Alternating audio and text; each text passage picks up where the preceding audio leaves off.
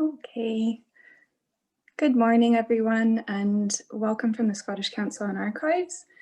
This is the first of a series of 3 webinars on the topic of collections development. And we're really pleased to have you all here. It's been a very popular series so far. And just to let you know, if you weren't able to book on to the next 2, they will be recorded and available. I just have something to mention in terms of a follow-on source of support that we might be planning to offer, and that's an informal discussion around collections development and accreditation. So we will be contacting everyone after the webinars just to gauge interest in this and give you a bit more detail about that. And in the meantime, I'm really pleased to introduce Janice Tulloch from Janice Tulloch and Associates. Janice is a very experienced archivist, a CLOR fellow, and she's been directly involved in developing the accreditation standard among many other fantastic projects. So we're really pleased to have Janice delivering these webinars for us. So I'll just hand you on to Janice. Thank you. Good morning, everyone, and thanks for joining me this morning. As Victoria said, my name's Janice and I'm an archives and heritage consultant, and that means I get to work with lots of different archive services and organisations, often giving them a different viewpoint on their challenges, supporting them with audiences, fundraising and managing collections. And relevant to today's subject, as Victoria mentioned, I was co-consultant on the project to develop the UK Archive Service, and I now sit on the Accreditation Committee. I've also worked on reviewing collections from across the UK, assessing significance, and on planning collections management projects and processes. So I'm hoping that you can see me fine. You will, if you haven't used Zoom before, you will see that we have one main screen that should be me with my beautiful library behind me. It's not my library, it is one of the National Trust libraries, and they have a wonderful set of Zoom backdrops if you've never used them. And on the right hand side of the screen, or if you click on the bottom, it will come up on the right, we've got the chat box. So please feel free to introduce yourself in that chat box now. And this is where we can share questions and share viewpoints, contributions. It's really important that you share your views and let me know that you're still there, because it's quite hard to be talking to 30 odd blank boxes. So please feel free to introduce yourselves in that chat box and to say hi and make any questions. So today is the first of 3 webinars for the Scottish Council on Archives, and we're going to be exploring collections development. And by the end of the 3 sessions, we hope that you've just begun to think about what you need to have in place for collections development for your archives, and really importantly have the first steps in place to act on those, because I'm a big fan of not just writing reports and policies to sit on a shelf. These have got to be really active documents that direct how you work, because you put in a lot of work to get towards accreditation, and it's got to be worthwhile. Each section will consist of an introduction to the subject by me, some case studies by colleagues in archive studies, some discussion, questions and answers. And we're quite a big group, so I will try to make this session as interactive as possible. It's not going to be as interactive as it would be if we were all in one place, but we'll do our best.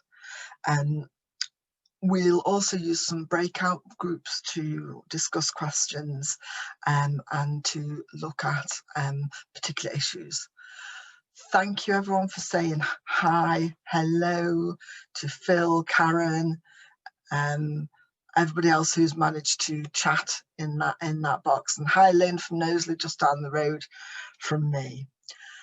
As well as using Zoom, we will use menti.com.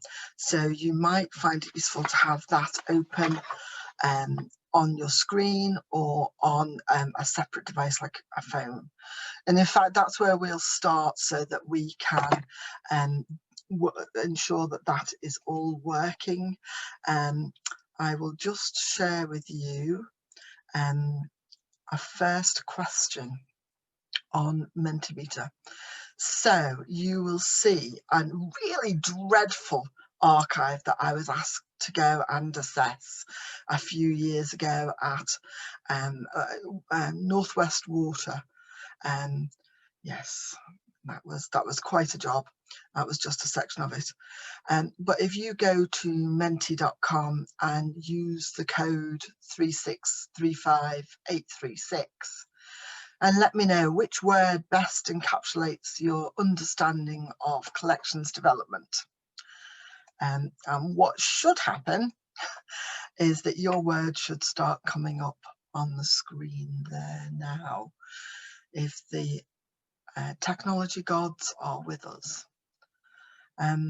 Collections development is one of those words or phrases that lots of people are, what you've talked about there, novice, but realise that it's vital. Brilliant. Some great words coming up there now. Knowing what to bin. It's about mission, it's key, vital.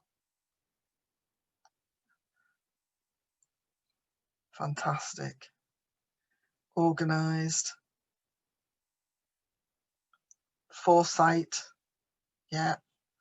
Ever changing. Oh, that's tricky, isn't it? Strategic audit.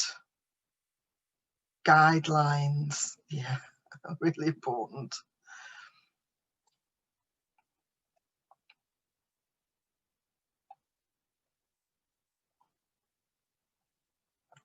Organisation. Well, that, as archive professionals, we should all be good at that.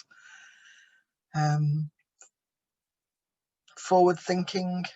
Yeah, it is about historical value. Deaccessions. The other thing I think it's important for me to mention here is we're a really mixed bunch that are on this group. So some of you have been working in the sector for a long time, some are relatively new. So we're going to try and meet the needs of all those groups in the session today. Rediscovering, fantastic, that's really important. Collecting, relevance, organised, deaccessioning, yeah, fantastic. Okay, so we've started to try and think about what we're meaning by collections development, and I think on these word clouds the strongest words come up big, the largest, so it is something you have to be very proactive about, and something that you need to have a plan in place to deal with. So today, if I just share this presentation with you, let me just see if I can see the chat box to chat if you see there's that as well. Put that on side. Okay. Today's session we're going to have an overview of collections development, and it isn't really a term that is well used in the archive community. I mean, if you go to the professional academic writing and search for the term, not a lot comes up. But I'm hoping that by the end of the session you'll have a clear view of, a clear overview of collections development, its importance, and will have begun to identify gaps in your own practice. We will be joined later on by colleagues from the Royal College of Nursing and from Brent Archives, who will both be presenting case studies that will give us some insight that they have learned from this. And as Victoria mentioned, there will be opportunities to follow up the sessions with chats from accredited archive services that have looked at this issue previously. So to give you an overview, we'll be looking at why collections development matters to record keepers, collections development and how it ties into archive service accreditation, what collections development covers, where there are usual gaps, because I always think it's useful to find out where you think other people have gaps in their provision, why this has been a problem area in archives, and what we can learn from others through the case studies. So starting with why it matters, really. Some really good examples here. These are just 4 examples of why collections management policies, plans and procedures matters. We've got on the top left records being used to support UK blood contamination inquiry, and really there's a whole list of different inquiries that I could have chosen there. On the top right, we've got reviewing collections to highlight aspects of collections that were not previously known. This diary was actually found by an academic, but there have been other projects that have been the result of reviews by archive services that enabled them to highlight parts of their collections that they didn't know in the past. Bottom left is preservation of digital records to support potential legal action, and then the destruction of archives and its role in the Windrush scandal. So as individual record keepers, we need to be aware that we've got an ethical, a moral and a legal role in ensuring that our collections management procedures are effective. Writing this made me think about the engineering world that I know a little bit about. And in the engineering world, young engineers are reminded that they might one day be in front of a courtroom and defending their designs and their processes after a major disaster. And therefore that they need to ensure that they record how they work, the decisions that they make, and to think about those in detail. And I think that as record keepers, we should remember that we could be in the same position in a courtroom, and that we could be in the spotlight of history for our actions or inactions. We have an obligation to preserve a representative record of society and of our organisations. And without efficient records management processes, we couldn't enable the undocumented destruction of records or inefficient storage of records that aren't required.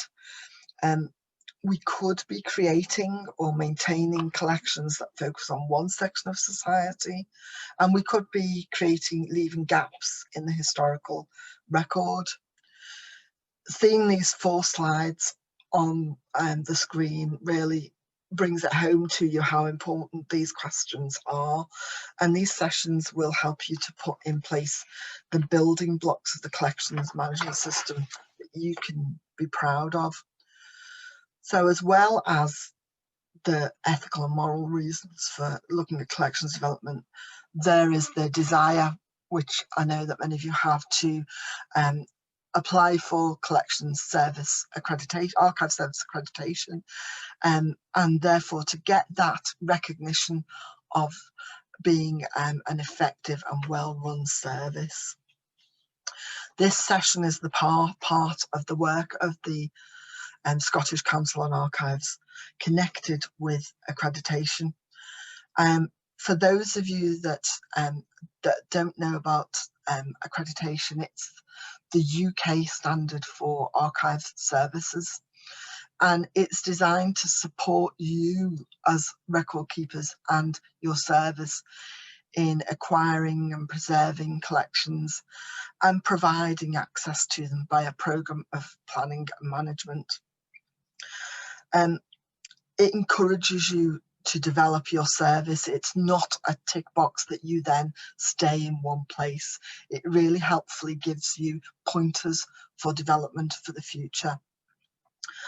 The collections management module of the standard is split into 3 areas: collections development, collections information, collections care and conservation. Collections information covers any information about your collection, from accessioning to catalogue records to intellectual property records. Care and conservation is everything that you might imagine: remedial conservation, preservation, that sort of thing. The collections management module is split into these three areas, and although there's that split, they should be brought together under one collections management umbrella, because it's obvious that you cannot plan for one of these sections without having planned for another. You need to have an interrelated and coordinated approach, and accreditation supports you in doing that. We're record keepers, we're archivists, and we love a definition. So we need to give you a definition of collections development before we come much further. And we'll be using throughout these seminars the definition that Archive Service Accreditation uses. And this comes from a definition that is in PAS 197, so publicly available specification 197. And that describes collection development as being about collecting new items, researching them, reviewing the existing collection, removing items in accordance with policies and priorities. I should probably also just mention about PAS 197. This is a code of practice for cultural collections management, and it isn't well used in the sector, but I think it probably should be. It's got some benefits, particularly if you are in an organisation that also manages objects and library collections, because it helps you manage across all sectors of cultural collections. The standard gives you recommendations about the provision, the implementation, and the management of a framework to encourage best practice. It's really worth looking at this because it's designed to bring together language and processes across a range of services. Not all of its recommendations work for archives, but it's a useful way, particularly of thinking about collections development. For overall collections management, PAS 197 is really, really clear. It talks about there being a link between your organisation's mission statement, its collections management policy, and its collections development policy, processes and procedures. This makes sense. Having a link with your organisation's mission just makes sense. Why would you collect material and manage it in a way that doesn't meet the needs of your organisation? And still there have been gaps in our management of collections in this area. Let's give you a chance to think about your organisation's work on collections development. I'd like to send you to some breakout rooms for 10 minutes or so to look at this next question. So you might want to jot down that definition of PAS 197. It'd be really good if you could think about what the key tasks are that your services undertakes that meet this definition? What do you do that that helps you to deliver this definition, that helps you to take them forward, that helps you to meet the design in this area? So what do you do that helps you to deliver this definition of collections development? So I will send you to breakout rooms where I'm hoping you'll be able to chat to each other. I'll give you a notice when we'll bring you back, but it'd be really useful if you could nominate a scribe from your group, and then come back and add into the chat what sort of things your organisations do, or the organisations that you've volunteered in do, that help you to meet this definition. So I will just send you to breakout rooms, and hopefully you have all had an invitation to go to those rooms.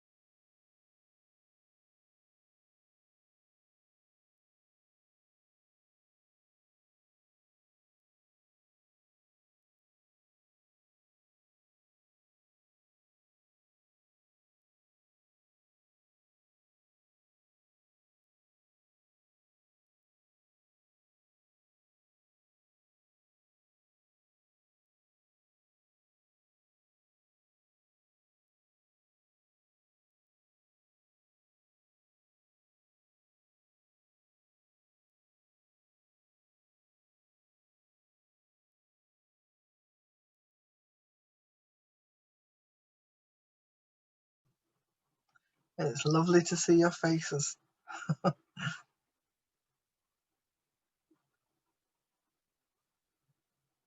We'll just let everybody else come back.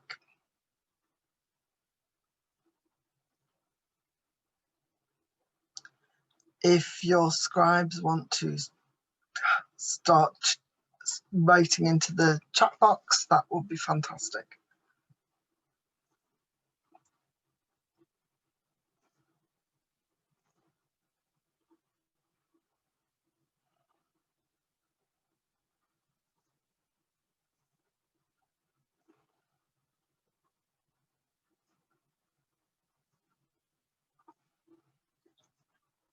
Okay, I think we've got everybody back. Brilliant. So it would be fantastic to have your answers in this in the chat box, if you could, so that everybody else can see what each group talked about. I popped into a few groups and there were lots of discussions about collections that you've had for a long time and you're really not sure why you've got them, and what should the processes be for reviewing why you've got them, and how does one go about that. So we've got a great list there from room 9 about deciding what the mission statement is, following the existing policy, gathering more modern day records. Yeah, advocacy. Yeah, really important for this area of work is to think about the advocacy for connected with this.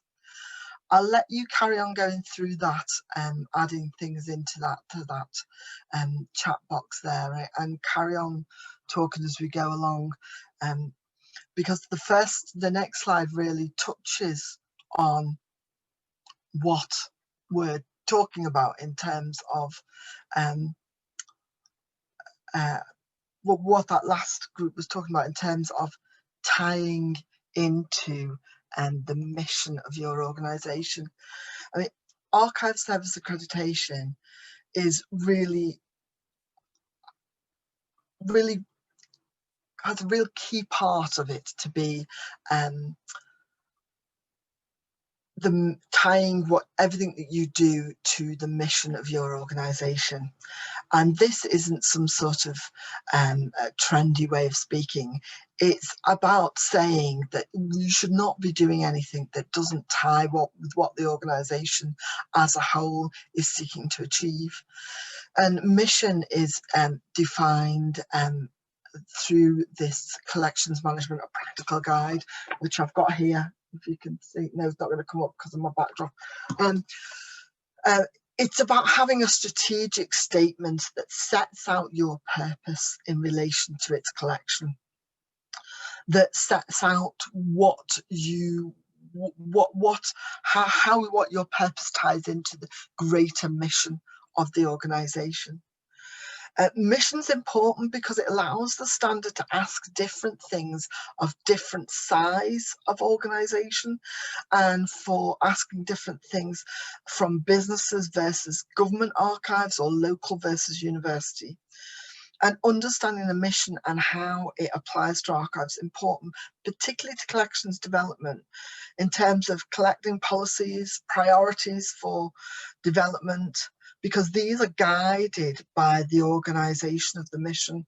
For example, business archives will be directed to collect records relating to its company, to keep the core company business strong.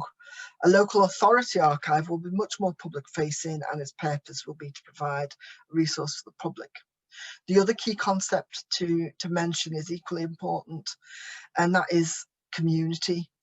The standard is based on the concept of the community that the archive is constituted to serve, which doesn't necessarily simply refer to the population of the political unit.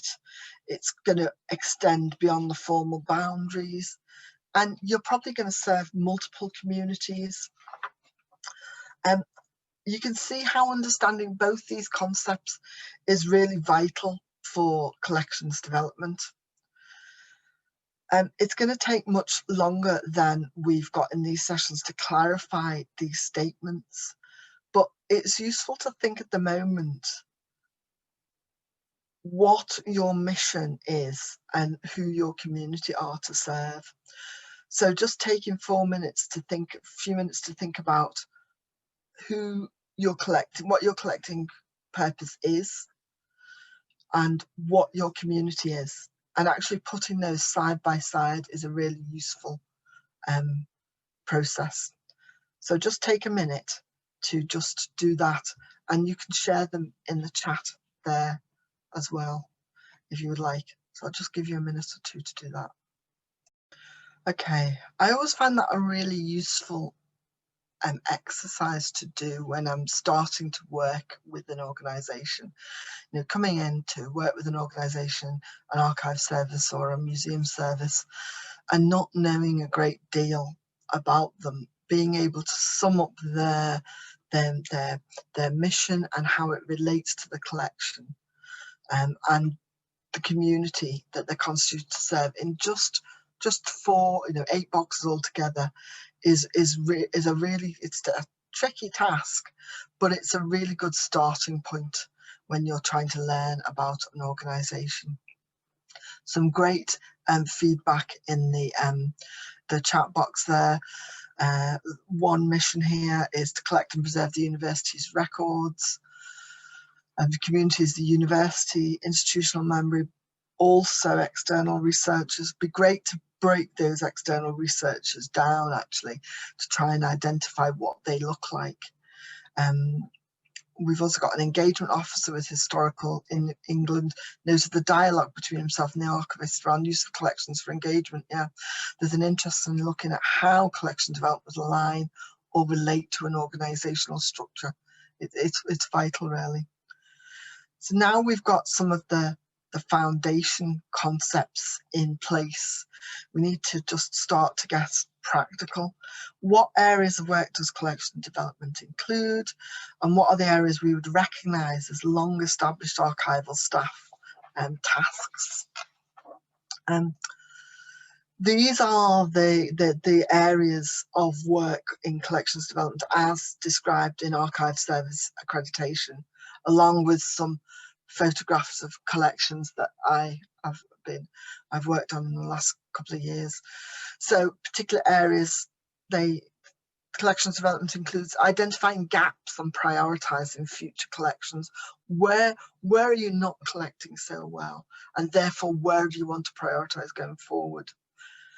Developing knowledge about collections. This is one we've got a great case study coming up with University of Edinburgh next week about a really interesting project they're doing about understanding what they know about their collections. Collection policy, or collecting policy, as it was often called when I was starting out. What do you collect? So many places don't have that written down that I go and work in. It surprises me. Appraisal, and this is an area that has been written extensively within the archive literature, and it isn't something I'm intending to touch on in great detail here. Deaccessioning disposal is not something that we have looked at much detail within the sector, but something that's becoming much more important. Acquisition and rationalisation, which probably ties into deaccessioning disposal. We'll come back to these in more detail in future sessions. So it's really useful to know, for me going forward, which of these is least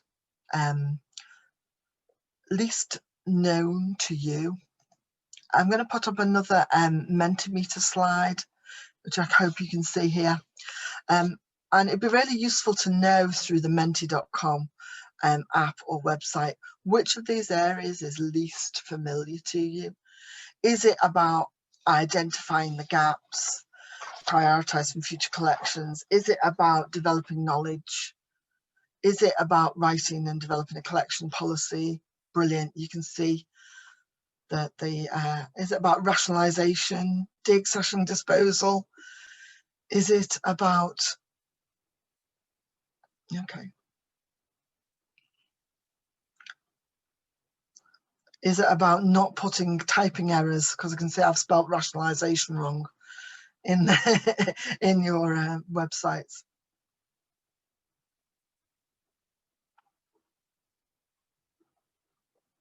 Okay. So in the lead is rationalisation so far, then deaccessioning and disposal, then identifying gaps and prioritising future collections, and developing knowledge about collections. Really useful for me to know that.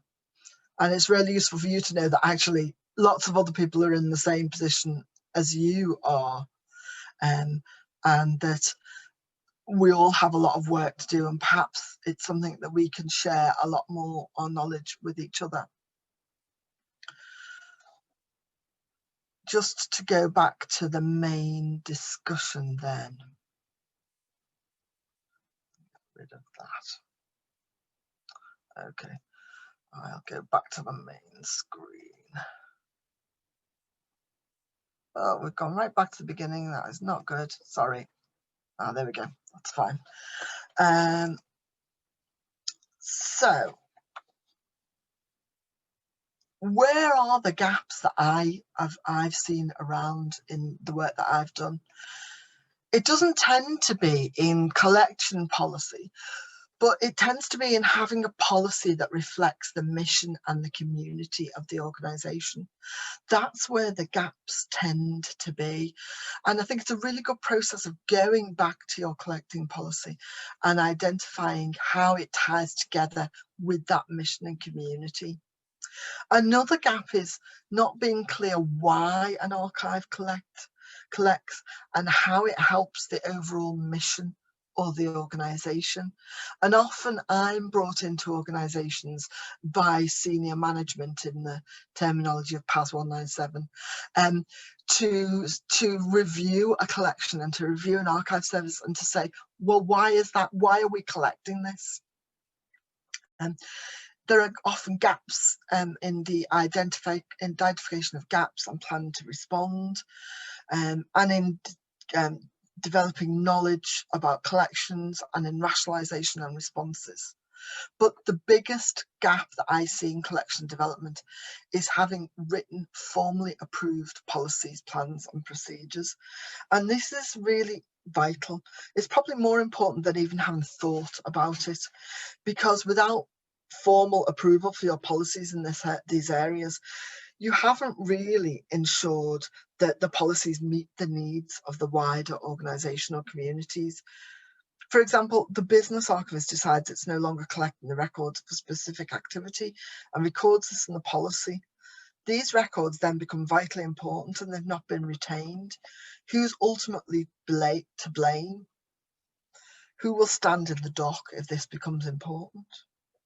Similarly, a section of the community approaches the archive to research its history, but finds the records are not retained, they're not represented, they weren't identified as a priority or even as a gap, and the archive wasn't proactive in that area. Who's responsible? What impact will it have?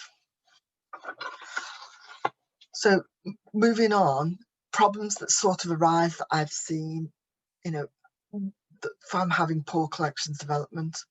Increased numbers of collections that don't represent communities, huge gaps in collections, lots of collections that are stored that are of little value, that take up huge amounts of space.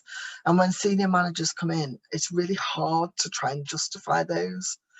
Collections stored that we know little about and how to deal with.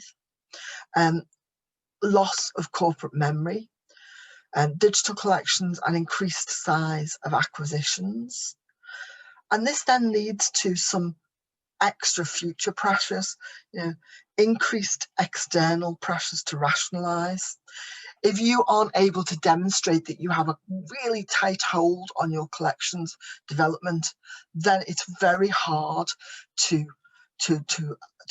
be able to demonstrate that you know what you're doing, and that adds to that pressure to rationalise. Increased pressure to justify what you collect. Why do you need more? Why do you need to collect that? Need to justify deaccessioning. more lone archivists and an increase in digital collection is something that will happen as we go forward.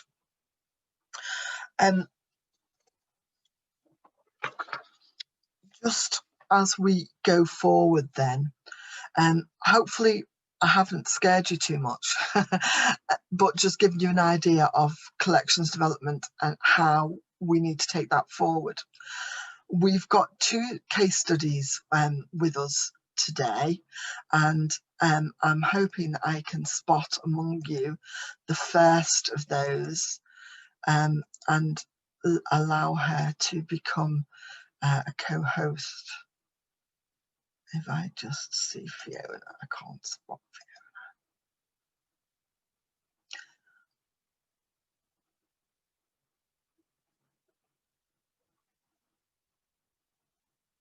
Fiona. Ah, there we go, Fiona. Okay, brilliant. Okay, well, I will just stop sharing my screen. I'd like to introduce Fiona Bourne from the Royal College of Nursing, and she's going to give us a really useful overview of how she has taken forward her work in this particular area. Handing over to you, Fiona. Thanks very much. I apologise if there's any extraneous noise. I have a house full of people at the moment and a lot of teaching and online learning going on, so sorry about that. I'm from the Royal College of Nursing Archives, which I'll refer to as just RCN after this. It's a professional association and trade union for people who work within nursing. And I've been there for a long time, 20 odd years. So I'm looking at this slide here, collection development of the RCN 2013 to 2022. Yeah, I know it's not quite 2022 yet, but that's my next landmark for collection development. So I thought I'd tell you the whole story from start to finish as I'm kind of seeing it right now. Our Archives Accreditation 5-year renewal deadline is in 2022, and it's affecting what I'm doing right now, so it's part of the story. Okay, so looking at how I got the collection development thinking started before the documentation got written up for our organisation, it really began with assessment of collections. So I had to really think whether or not the collections we had were consistent in the content for how we were currently collecting, because obviously your thinking develops over the years, but have you been consistent in that? I think the Collections Trust call this process revisiting a collection. So we looked at what we'd been fairly passively collecting, and we thought about what sort of resource this would provide for researchers. And we had to strip out some of the collections, making some really obvious moves between collections, and also deaccessioning and redefining some of the collection content. An example of this would be a decision to move anything that wasn't about a named individual or a particularly active nursing group out of the personal papers collections and into a different area. Of course, this required good collection knowledge, meaning good catalogue data, which wasn't the case all round at all, by any means. I needed accuracy in answering questions, so available collection knowledge, very, very important. So I get asked things about the content of the archive. So if I'm asked about photographic accessions, how many of them are catalogued, could be used for an activism project or something like that. I was thinking, I don't really know. So we've moved into a better situation now, but we're not done yet. I know that I have to collect, clearly collect with the remit that we've decided upon. So be really very, very sort of clear about that. And I know that it's business records from my organisation. That's the main thing that I'll be collecting. But when I say to people that we collect information about nursing, UK nursing and nurses, how does that actually transfer to what we actually have in our hands? So we looked at the personal collections we use to tell nurses' stories, and we realised, for example, there's things in there like very, very white and female. The personal collections also bulge a bit in the 1930s to 1970s period, so leaving coverage of more recent times a bit weak. It gives you a prompt towards making collections better match the profile of what you're trying to capture. For example, with our oral history collection, we targeted the current college fellows who demonstrate a much more realistic diversity profile. And we've provided archival support for external projects in subject areas where we are weak, seeking donations basically that will help rebalance the collection. So boundaries, they're going to be boundaries which you need to state so you can implement them. Seems pretty obvious. Archival ethics is right up there. Is your archive the best place for this item, or would it be better accessed and used by researchers elsewhere? That's really important to us, but we also have more practical considerations like legal ownership, or something like, is it a banned item? I don't know what your archives collect, but you know, is there something that might have been subject to cultural theft in some way, for example? Stuff that's dangerous to staff and to potential users as well, so like things like sharps and chemicals. Is it, in terms of its physical attributes, is it stable enough to produce for researchers or for exhibition or something like that? But, you know, do we refuse it on the basis that it isn't? Or perhaps on the basis that we can't afford the conservation and otherwise we would collect it? You know, there are definitely boundaries around that. Is it too big for our storeroom? We have had one or two things we'd really like to have had, but they're just too big. One thing we decided we couldn't do, for example, was textiles. We're often offered uniforms along with personal papers collections, but we can't store them optimally to ensure their survival longer term. And so we recommend that people take those to a museum instead. If that wasn't in our stated policy, I couldn't do that. I couldn't make that decision. So that's my boundary there. Extra influences, this is a nice and vague one for you. They're coming from the organisation itself. So we have an overall strategy, and we also have current priorities for things like campaigns, pay campaigns and stuff like that. Okay, but I'm also talking about more sort of operationalised simple things like templates for project initiation, for seeking funding, for project planning, and often project reporting as well. So parts of these documents often require things, the evidence, for example, the UK impact of what project you're doing. Is it of use to members in each of the UK countries? And how is that going to be used? So I know I'm not going to be successful by focusing on a collection which doesn't demonstrate suitable diversity without perhaps linking into a current organisation-wide campaign. So maybe this year I can't get backing to do one particular project, but maybe I can get support for some work on finding something else, but working with different parts of the UK on the project, that sort of thing. And you also have things like you know, equality impact assessments and data protection impact assessments and things as well that are part of those templates. So eventually you come to an understanding of what you've got and what you need to do. And now you need to write it down. What's the next bit? So I can, dare not press a button in case I accidentally cut myself off. Okay, so yeah, direction of travel. Archives Accreditation did kick this off for me. As an archive manager working with one assistant back in 2013, I didn't have a lot of time for getting my thinking down on paper. We were much more reactive, and so we duplicated effort a lot of the time, which was pointless. This is really how Archives Accreditation helped me out in this sense. I went to a workshop many years ago, and the message I came away with was, this isn't a test, it's a tool. It's a tool to help you work more professionally and be a better manager, and show other managers in your organisation that your archive deserves recognition. And it was my new manager at the time who suggested it, because I hadn't really thought about it, but it took 3 years to prepare adequately, to my mind, from where we were. I probably could have gone for a little sooner, but you know, you want to be sure, don't you? So incidentally, our interim renewal took place in 2020, and we were successful. So when we were first accredited in 2017. So, but the report that we got for the interim did mention that they'd like an updated collection development plan. So this is very timely. So structured documentation, yeah, it's not the most exciting of prospects having to sit and write that.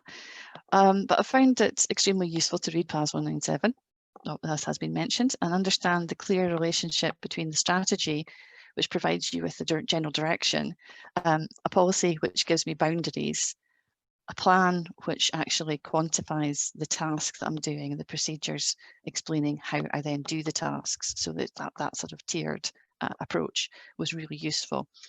And also it did mean that they all link together really nicely as well. So it's very easy to explain to people, especially like new staff when they come in. So this is how we do it. Here it is. Makes good sense. So yeah, being forced to take into account the views of librarians. Apologies to any librarians listening. It's difficult. It's very difficult for archivists to listen sometimes. We don't enjoy listening to other people's points of view, and we find it challenging to appreciate the different viewpoints sometimes and integrate them into one document that makes everyone happy. So our special collections team were integral in making our collection management policy work. But I ask you this, I mean, how else are you going to ensure that you have used plain English and you've cut back on the dross that's in there, you've not gone down any archival rabbit holes and thought about how your team members will interact successfully with other people that they work with? It's very important. So delivering exhibitions, I've also got an exhibitions team to work with, so I need to ask what their programme is. Do we have anything that can support it in the archive, and can I get them to do some of the legwork in finding new items for the collection if I need some of them? Do they have good network contacts, and would this be the time to pursue proactive collecting with them, or possibly not? Lots of opportunities there. We've also got, I've got member stakeholder engagement there, and stakeholder is obviously a word that we all use, but I thought member, perhaps you might not realise we're a membership organisation, so that's my stakeholder. We probably all got volunteers, you know, similar kind of people. Ours are members of the organisation called the History of Nursing Forum, Specialist Interest Group. They provide a lot of opportunities through their nursing connections. A lot of them are just retired and still very connected with the nursing world, which is really helpful for us, particularly around things like personal papers collections, or getting collections from small activism groups in nursing, that sort of thing. And my newest challenge I've just added on recently is our exhibitions team are currently scoping whether or not we fit into the model for museums accreditation. So that's got a different focus for the collections, but there's a lot of crossover because of PAS 197, interestingly. Their concepts of collection development include things like purchasing and promoting loans to become donations and things like that too. So there's a bit of discussion to be had around how we do that. So last slide. We come to the actual ideal working documents for us. So the collection management policy, yeah, this needs to have a section on the collection content and the drivers, what Janice mentioned there about, you know, sort of why you're doing things, so that people above you can see how you're interpreting the task you've been given, the work you've been given to do, and they can agree with it. It makes statements in really broad strokes and should probably be made public as well, so that your stakeholders outside the organisation can see it. You'll find ours on the RCN website. The General Cross-Team Collection Development Plan. Yeah, I felt that this should cover only the next 1 or 2 operational plans, because beyond that, you need to get cross-team agreement to how you work, and it can be difficult to sort of not stray into wishful thinking at the other end of that if it's like 5 to 10 years ahead. I should also point out I don't manage our special collections or exhibitions. Obviously, I just work with them collaboratively. The document should contain a clear list of priorities and a list of projects to achieve in that given period as well. So you've got specifics there to start nailing down how you operationalise it. And then for us, specific collection development plans done by collection for the more complicated sort of how you actually do something, the task itself. That's something that we are now working in. So we've got the first 2 kind of sorted, but we really need to sort of do more work in this area. So what I call complex areas of work would be like developing an otherwise pretty good collection into something special. It would take the form of a project plan which identify themes in your collection and also weaknesses, so a bit of a SWOT analysis sort of thing going on, and how you intend to address those. For example, we did this recently to guide the development of our oral history collection, which includes a recording programme working with that History Nursing Forum mentioned. Without direct project funding, you're kind of relegated to a timescale based on opportunity and serendipity, but you can make your principles clear. And we wanted to strengthen some particular areas that were a definite weakness in site diversity, for example. It's interesting to note that we had to take into account which interviews also might be closed when we did get them. So we might still not have the resources to really answer a lot of research questions until that became open. So even when you do get things, you might not immediately get a hold of the balance that you're after in the collection. So that'll be something that we can work through.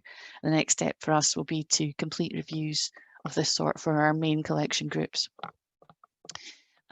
We also have to consider data protection, equality, impact assessments for our projects, which the organisation now requires for everything that we do. So even when you're working within your own team and within your own department, you've still got to think about how these things are affected and make sure that the organisation is working in a particular way. So we've got that to think about too. Overall, though, I think setting our collection principles down on paper for everybody to see and crucially agree upon was one of the best things I ever spent time on. Even if we're only working to improve it really slowly, I know the collections are right and that we have that affirmation from the organisation. So that's it. Janice has just wandered off at the wrong time. Come back, Janice.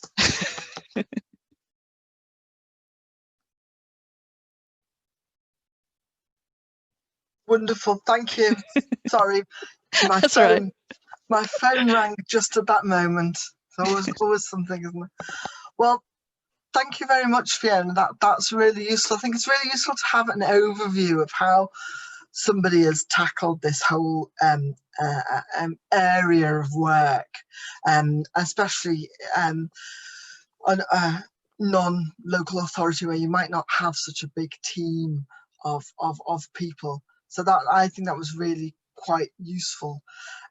We've now been joined by Zerritha from Brent Council. Fiona, if you have any questions for Fiona before we move on, if you want to put them in that chat and we'll have them all at the end. Hi, Zerritha. Oh, I can see you now. That's brilliant. Okay. Zerritha's going to tell us about how they have tackled one of the gaps in their collecting policy and in the collecting areas, and how they've responded to the needs of the community as well as the needs of the collection. So we've been talking about the mission of the organisation, we've been talking about the community that the collection is there to serve, and this really fits in really well, this project. So I'm going to let Zerritha tell us and explain the project to us. The floor is yours, Zerritha. Hi everyone, hi. So my name is actually Zerritha Brown. I know it comes up as her. Sorry. But it's okay. I have a presentation that I want to share with you guys, so I'm just setting that up. But thank you for asking me to come and speak to you about the work that we did around No Baseline Home. So I'm from Brent Council, which I'm not sure how many of you know where its locality is, but it's a corner of Northwest London. And we were awarded the Borough of Culture title in 2018. So we were the second council to do it in the first round. From the first round, and our year was 2020, and we set off our year in January with an amazing opening. It was a year ago actually, an amazing opening event called Rise, which was telling the story of the borough's history. The borough has a very rich history, but no one actually knows where Brent is. Brent's a very new borough in that it was formed in 1965. It was two parishes, the parish of Wembley, the parish of Willesden, came together to form one borough because of the River Brent that went through it. Everyone knows Wembley because of Wembley Stadium. They might know about Neasden Temple, but they don't really know where Brent is. So our year was we took the opportunity to try and showcase the rich and diverse histories of the borough. And one of those histories is our history around reggae. and Black British music and its impact on the UK and national and international. And we told that story through a programme called No Baseline Home. So if you give me 2 minutes, I'm going to attempt to share my screen with you. Hold on. This is something we're all getting very used to, isn't it? Oh, I don't think it's going to let me share it. Don't worry. Don't worry. It's your experience we want to know. Sorry, so I'll talk it through. So No Baseline Home is a story of how Harlesden and reggae changed Britain forever. And the background to it, as I started to allude to, was the fact that Brent is a powerhouse of reggae production. We are home to Trojan Records, who started in the borough in 1968. We're home to other record labels such as Jetstar, Island, which was a part of Virgin, went on to be a part of Virgin. Virgin label was also built in the, based in the borough. All of this sort of is a story that we know as a community of Brent, and particularly the reggae community know this, but it's not a story that had been shared. So we wanted to kind of to get this story out there, looking at like things around the labels, how a part of Brent, Harlesden in particular, became like the heart of production distribution.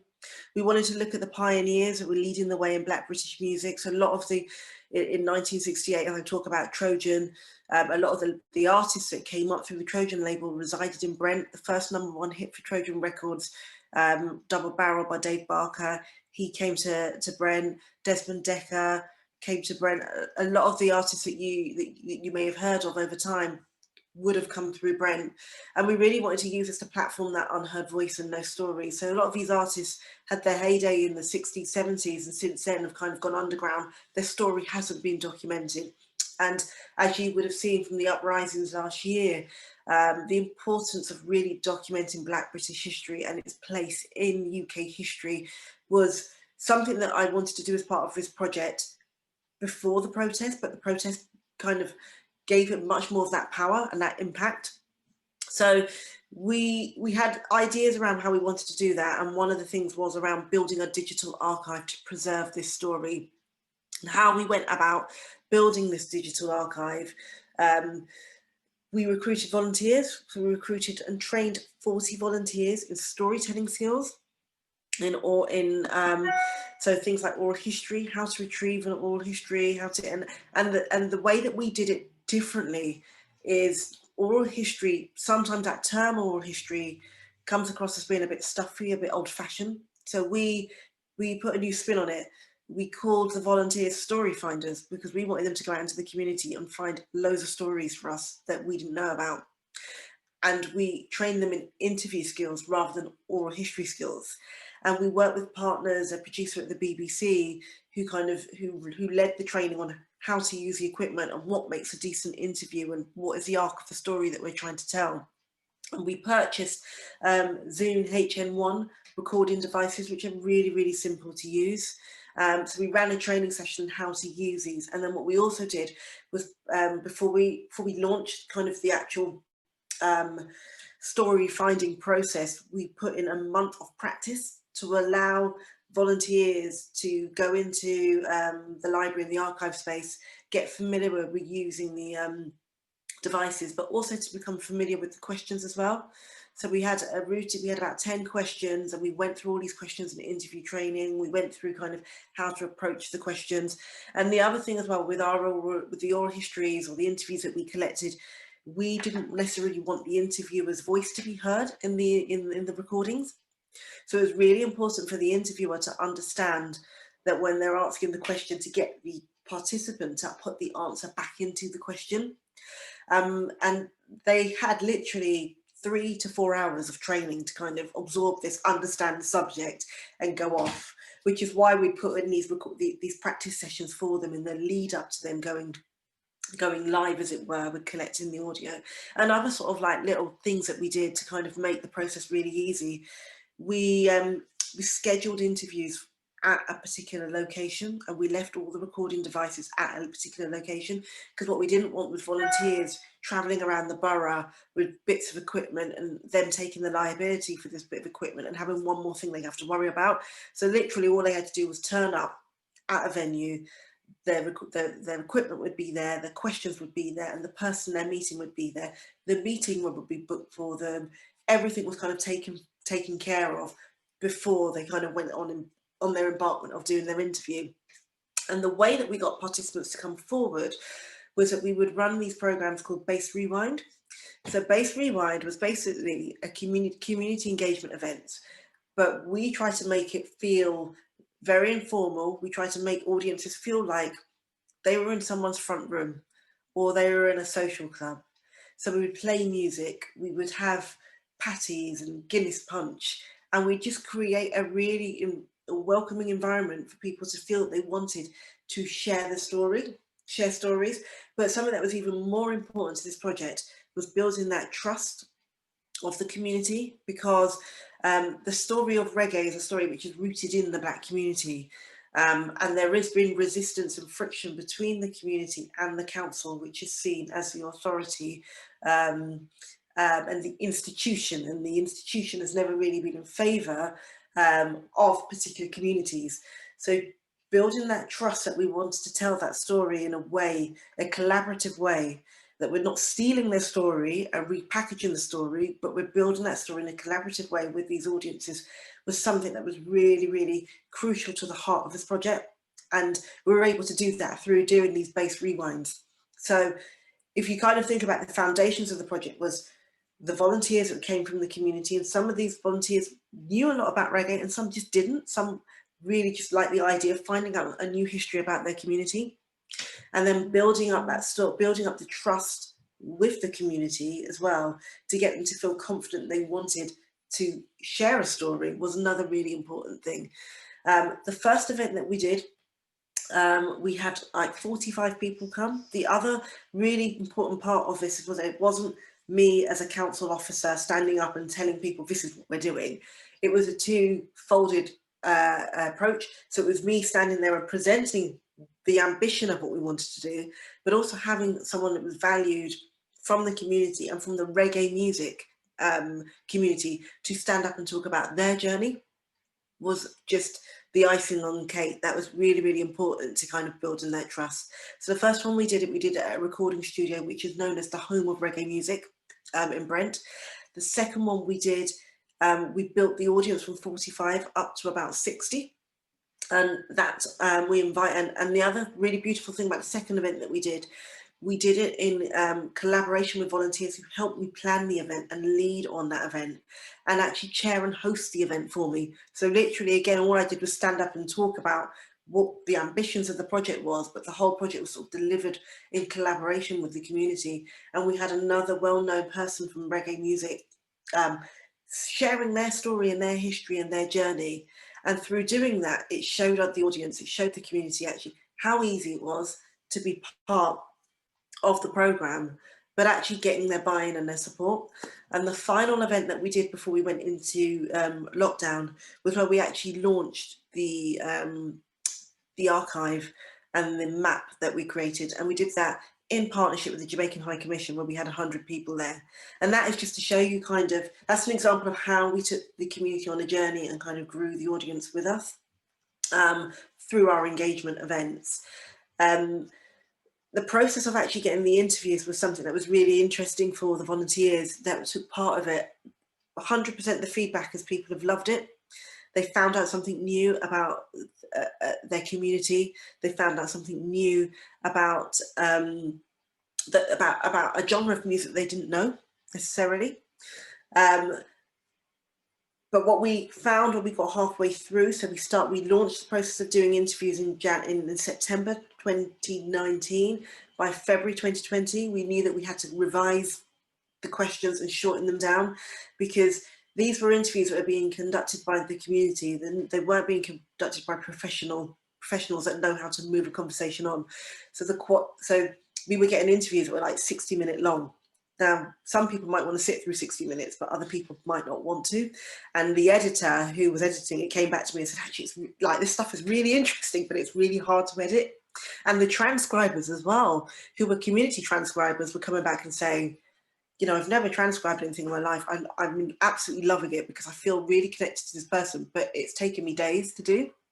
So there was things like that that we learned around kind of really refining the questions in order to kind of make the process streamlined for everybody that was involved. Just to give you an indication of impact and numbers, when we started the process in September, between September and December 2019, we conducted 40 interviews. The goal was to get to 100 interviews. And I'm pleased to say that by the end of 2020, we did get to 100 interviews.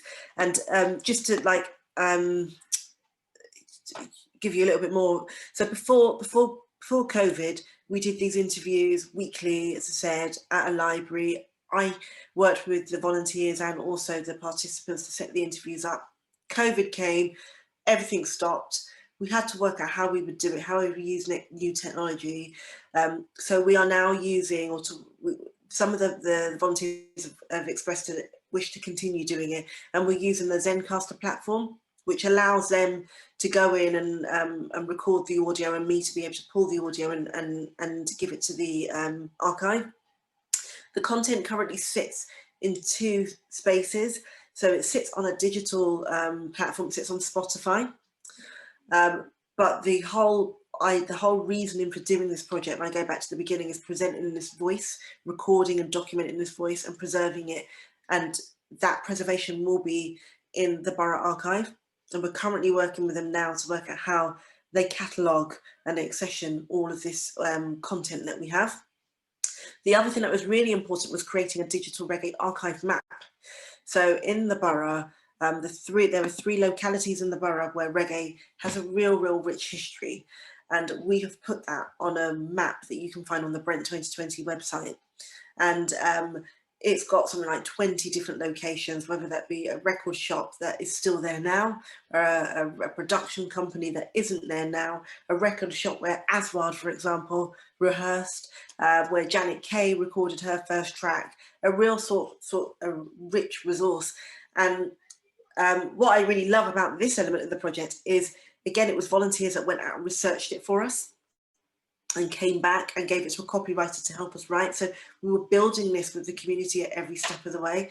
We also, by the end of last year, we've created an A to Z of Black British music across Brent.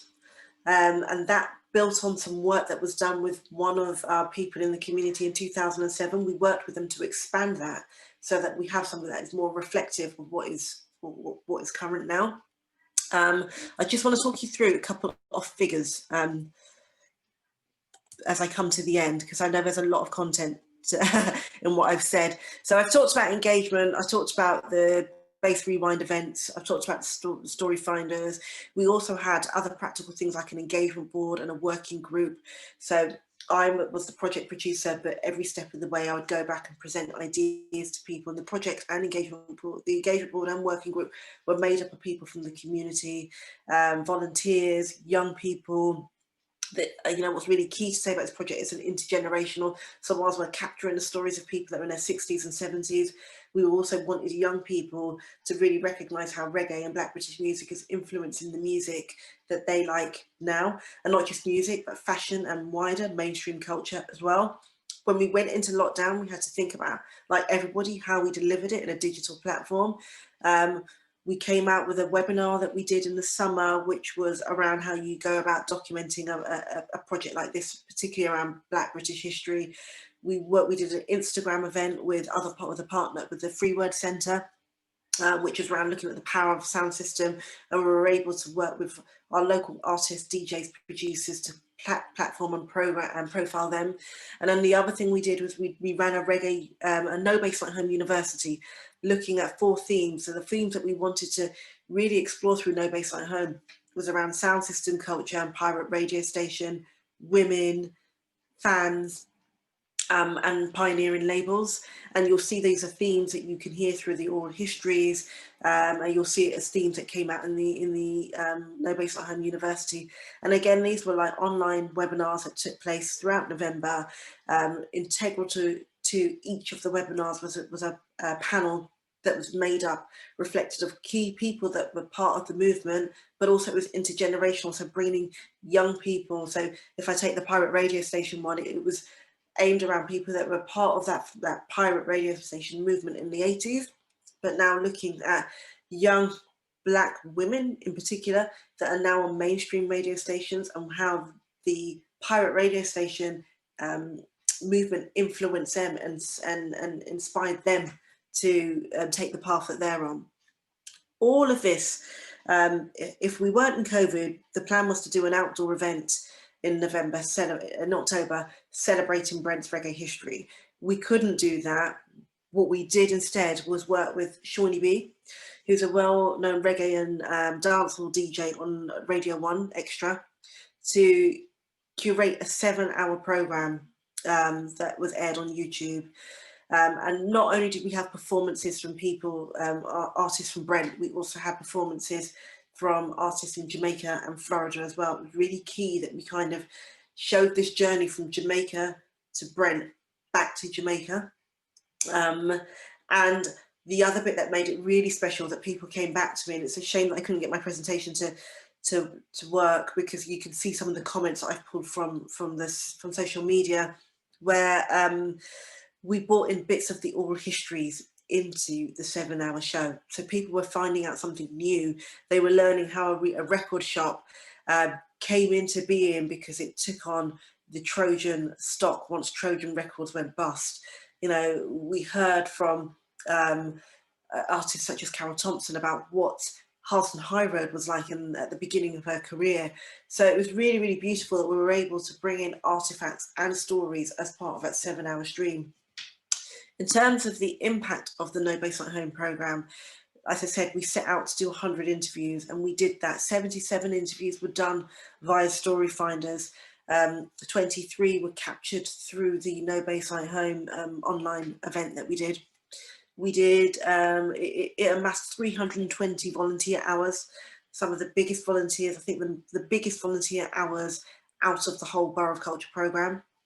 In terms of the listens to our archive and the visits to our map, we had nearly 15,000 from launch in February to December. We worked with our Young People Collective to curate 4 playlists that were inspired by things that they'd heard in the archive. We had partnerships with Jamaican High Commission and the Free Word Centre, and the other beautiful partnership to come out of this is working with Worldwide FM, who approached me to say, you know, we're really interested in No Base at Home. We really love the archive that you've done, and we want to build a documentary around your archive and your map. And they created a 2-hour documentary that aired in November, using content from the archive, which is exactly how I envisaged the archive to be used in the future. And at the time when it was aired, the show was like #1 in the reggae chart on Mixcloud. And in terms of the festival, we had 128,000 views across this all streams of the platform. But I think the most important thing to come out of No Base at Home is this civic pride. The community they want more and more, and they feel just completely blessed and honoured that their story has been captured in this way and put out there for not just Brent to see, but national and international audiences to see as well. And that's No Base at Home. Brilliant. Oh, thank you so much. That's really inspiring to hear somebody take what was a gap in your knowledge and the recording of a community in Brent and to go for it big style and to have such a positive response. So many positive things to come out of that as well, you know. This isn't something you can do to communities. You need to do it with them and to have them alongside you. You know, you might identify the gap, but you can't just go in there and take. It's about working together and that's where you get that sort of really strong results that you've talked about. I'm just going to step back and answer, we can answer some of the questions if that's okay. I know we're a little bit over time, but hey, there's nothing else to do in the world at the moment. We've got a question first, right back for Fiona first of all, and that was talking about your initial audit and asking about how long you allowed for your initial audit phase, Fiona. Yeah, I'm assuming that means prior to applying for Archives accreditation. So I'm just going to talk about that if that's okay. Rachel, correct me if I'm wrong. It took us 3 years, and a lot of that was largely because I was doing it myself and I only had a part-time assistant. So, you know, obviously you could probably get through that a lot quicker. Plus, I was also trying to write a cataloguing manual simultaneously. So, you know, you could do it much quicker than 3 years. And also there was a slight hesitation probably because you never know. You always want to give it a little bit longer to see you're absolutely, you know, sort of on track with something. In terms of the collection management policy, it took me and with the Special Collections Manager, it took us 3 months to get it written, agreed, changed a couple of times, run through the management team of the Library and Archive Service, and then run through some of the other committees and things that would be on the way up to where it was eventually approved by a council committee that was had members on it, so our stakeholders. So it took a little while to get that done, but I'd say 3 months was for the whole process, and it actually didn't go too badly. When you get down to doing the actual assessment by collection, because I can then sort of delegate that to one member of the team, I now have more staff. It took the best part of a year still to go through and to isolate some of the themes and the strengths and weaknesses of the oral history collection. And I would say as well that because it's an actively growing collection, it does need to be reviewed and assessed and redirected as you go along. So it's not just a, here's the plan, let's do it. So that is part of that process too. So it can be quite a long time. Yeah, these things, everything always takes longer than you think, doesn't it? Especially as you don't actually know what you're gonna find. There's another question here, Fiona, about more detail about how COVID-19 as a historical event will be incorporated in your plan. Just for Zerritha's background, Fiona's from the Royal College of Nursing, so COVID-19 is a big feature in what you've been doing, I guess. Yeah, obviously, one of the things that our members look to us for as a professional association part of the work is sort of not just the representing and influencing and things like that on their behalf, but actually giving them expert information and finding out what their issues are and then lobbying the government about those particular issues. So, for example, one of the things that they did this year was very, very quickly, they did an immediate survey of all the membership about how they were getting PPE supplies and things like that. And so they could feed that back to the health select committees that were dealing with these things. So there's lots of stuff like that that's quite unusual. So I would say that, you know, you start your year with your collecting, planning, all that done, and then hello, here's a little surprise for you.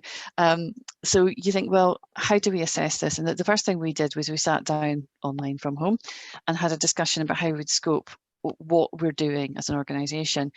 And it meant a huge amount of phoning people up, finding out, is there anything you're doing that is different to what you normally do? Because we don't have a records manager at the RCN, so we tend to pick up quite close to current records, and we make a lot of those decisions around collecting with that in mind. And we contacted a lot of people and said, well, basically, here's your departmental records, and those are your staff who are working on particular things. Is there anything new that we haven't collected before, any new activities that we really need to pay attention to? And that was how we did it. We found out about particular sort of little committees and project boards and things like that, surveys that were done, questionnaires that were done. And also we found that a lot of the staff were actually running an inquiries log as to what people were contacting them about, with what their concerns were about COVID, what their questions were about COVID, and what we did about it. Very much with, for example, public inquiry in mind later, to say, what did the organisation do? How did it respond? What was its official line? The other thing that, well, obviously it's not unusual activity, but the other thing we started doing, which we'd been kind of nibbling around the edges of but hadn't jumped into, was web archiving. So a lot of the information that was made available to our membership was made available via online methods, and we had a microsite for COVID resources online for members and the public as well, because obviously we want to address the concerns of nurses who aren't members of the organisation as well. A lot of whom work in care homes and social sector, that sort of thing. So like, why should they be deprived of the resources that are going to be important for this? So we needed to make sure that that was being captured. So we started a daily capture of the main website at that point. So looking at the end of the year, we've got a lot of this stuff sitting there thinking, right, okay, how do we do this? So what we did was we collected quarterly and we fed it through the same, it's all digital, sorry. We fed it through the same folders, and we emptied the folders and accessioned those items to go into different collections at the end of the year. So we'll keep doing that. We'll keep sort of emptying the bucket and then letting things get refilled, and then we'll accession annually. So that's how we're doing it. I don't think we're missing anything. We have had a lot of conversations with people, and a lot of people are out there knowing that we're doing this, and that if there's something they come across that we don't know about, or at least they should just check with us to find out. But also we put a lot of information out via the staff intranet, and we've been reporting progress to all of the staff as well, just to say, look, we've got this, this and this and this. So if they can spot something on that they have got that which would be important, they can then contact us.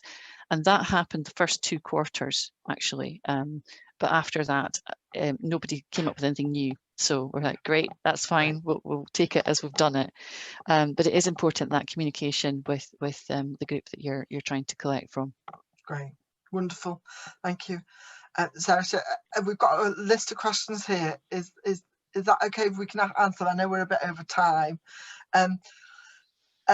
Really good feedback from everyone on both presentations. The question here from Gareth asking if you've written up and published the approaches to developing the oral history collection. Valuation is currently being done as we speak. Great. And I think the evaluation will be out, if not the end of this month, beginning of next month. So yeah. Great, wonderful.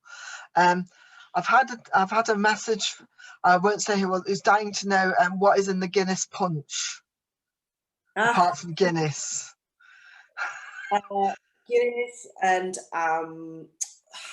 carnation milk, mostly. Ooh. Carnation milk, and, yeah, and then it's thingy blended all up together.